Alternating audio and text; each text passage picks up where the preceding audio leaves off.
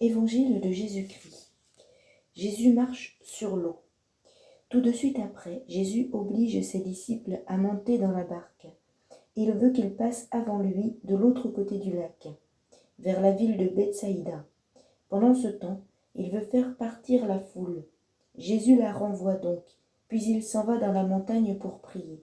Quand la nuit arrive, la barque est au milieu du lac, et Jésus est seul à terre. Il voit que ses disciples ont du mal à ramer, parce que le vent souffle contre eux. Alors, vers la fin de la nuit, Jésus vient vers eux en marchant sur l'eau. Il veut les dépasser. Les disciples le voient marcher sur l'eau, et ils croient que c'est un fantôme. Ils se mettent à crier.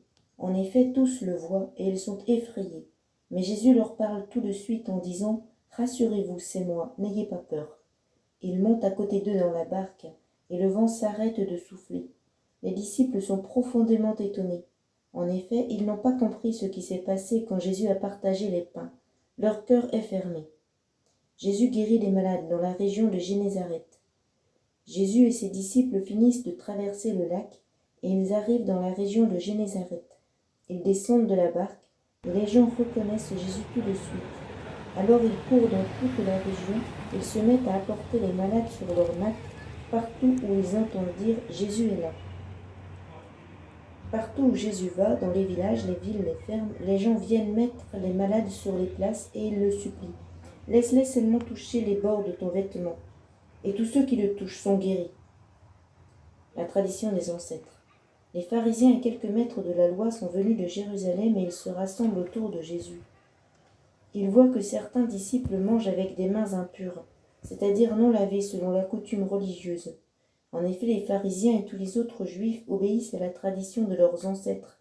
Avant de manger, ils se lavent toujours les mains avec soin. Quand ils reviennent de la place publique, ils se lavent toujours avant de manger. Ils respectent aussi beaucoup d'autres coutumes qu'ils ont reçues des ancêtres. Par exemple, la façon de laver les verres, les pots et les plats. C'est pourquoi les pharisiens et les maîtres de la loi disent à Jésus « Tes disciples ne vivent pas selon la tradition des ancêtres. Ils mangent avec des mains impures. Pourquoi donc ?» Jésus leur répond « Vous êtes des hommes faux. Ésaïe avait raison quand il a parlé de vous.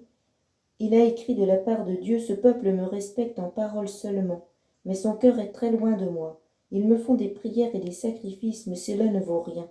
En effet, ce qu'ils enseignent avec assurance, ce sont des commandements humains. » Jésus dit encore « Vous abandonnez le commandement de Dieu et vous obéissez à la tradition des hommes. »